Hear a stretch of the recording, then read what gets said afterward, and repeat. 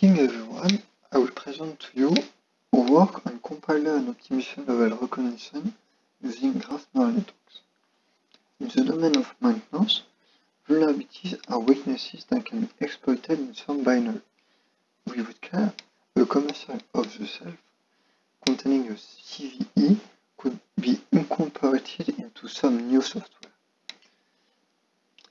Moreover, commercial off-the-shelf frequently lacks crucial information to detect a CVE. For instance, debugging symbols. In the context of binary lists, especially when we don't have debugging symbols, library functions are confused with more relevant functions.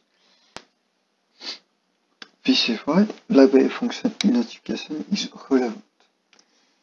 As you can see on this slide, this is some code, and it is in fact 3 signatures for the same functions.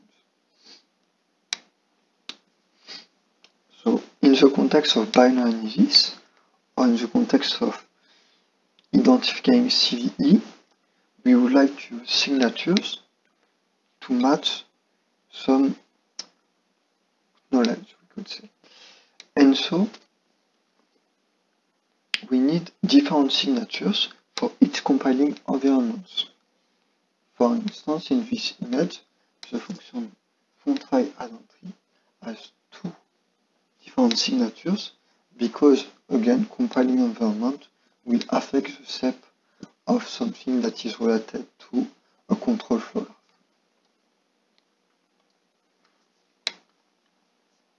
Therefore, our goal will be to identify the tools and provenance of a stripe binary code. And the tools and provenance is simply the combination of the compiler family, compiler version, and optimization option. This will greatly improve binaries when the binary does not have debugging symbols.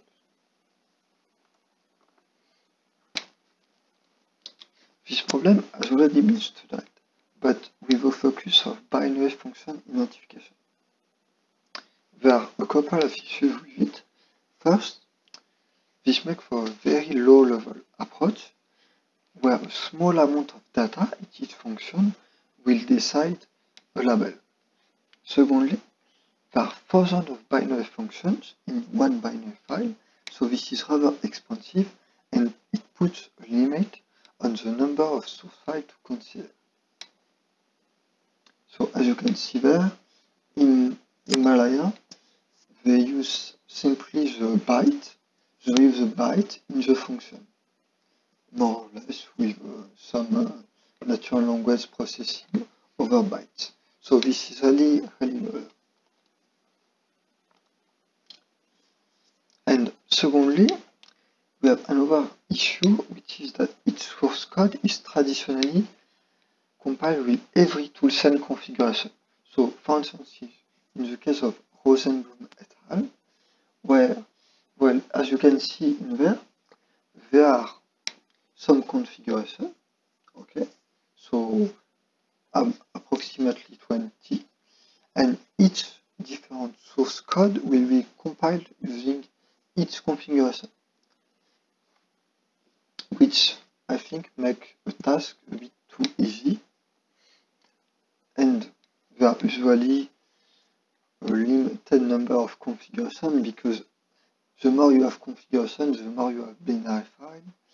So this is really expensive.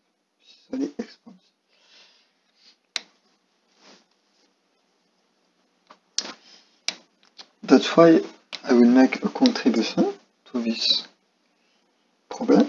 So we did an efficient graph neural network based framework, which will of course determine the toolset provenance of a whole stripe binary code. Okay, so it will be efficient and accurate. We've demonstrated with a comparison to a previous framework and also with a new dataset that we make available with 36,000 different source code that are compiled with 92 toolchain configuration. So we think this is nice and a nice step to improve comparison between frameworks. So let me present to you our framework. Like I said, it's simple, so we will extract a small amount of data. We only keep a skeletal part of the control flow graph. So we go from assembly code to control flow graph. We keep only what is related to jump, related instruction, so conditional jump and jump. And then it's still too large, so we perform a chopping. So we extract 100 small graphs that are called site. And as you can see on the right, they have only 42 vertices in each graph. So it's really small. And we think of it as some kind of n-grams, but really small, and we don't extract all possible sites, of course. We focus then on the big pictures. And on the machine learning side, it's simply a graph neural network with a dense convolution.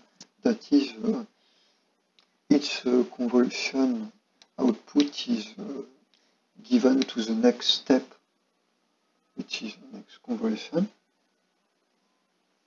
with some max pooling layers and a readout. So because the sides are small, convolution can be efficient, and information can traverse all the nodes that we have extracted. So that's why we did it this way. Then I come to our dataset. So our dataset is made from, like I said, 36,000 source files. They are C and C++ source files.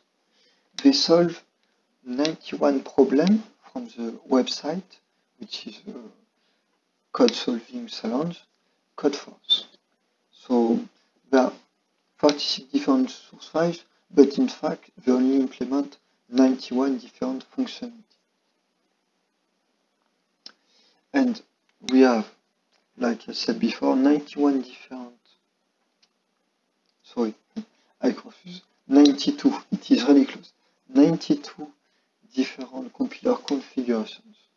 So we have 4 families, Visual Studio, MindGW, Clang, and GCC, 2 families for Windows, and 2 families for Linux. We have 4 optimization levels, O1, O0, O2, O3, and O sort. In fact, we will reunite O2 and O3 because it's really hard to distinguish. And we have 5 to 6 versions for each family. So, of course, when we have a dataset, we want to know what is the capacity of our framework to predict it. So, how do we predict compiler family, optimization level, and compiler version? First, we get a very good F1 score of 0.99 on compiler family prediction. It is rather expected because it is the easiest task, but it is still nice. Very good. Secondly, we get a good F1 score of 0.75, which is somewhat good, but still, of course, not as good. So we are able to predict optimization level, but only with, let's say, moderate accuracy. As you can see there, O sort is significantly more difficult than the others. lastly, we get a very good F1 score on 0.95 for MindGW and Visual Studio, which is nice for compiler version. But on the Clang and CCC families, we are only at 0.8. And in fact, CCC is at 0.5. And Clang is at 0.2. Sorry, I said 8. No, 0.45 approximately. So we have a very, let's say, very moderate accuracy on Clang and CCC, but we are very good on MindGW and Visual Studio. So this is interesting, and it could be in the dataset that it's easier to predict family. So we hope for new comparison, and let's compare with another framework. So we choose Massari et al. Because it uses graph neural networks, well, a kind of graph neural network, they call it graph embedding network, but it's really close. They put natural language processing over CFG of binary function. So this is close to our model. And it was available, and it was nice because other models in the literature were not available. For comparison, we need to change the output of Massari from function level to binary level. To that end, we simply defined MAB as a Massari framework which predicts at the binary level. And we simply use a voting system, in fact. So each function in a binary vote for some classes, and then we extract the majority.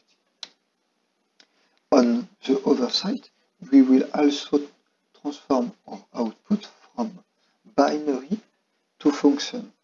For that, we simply copy the output from the whole binary to each of its functions.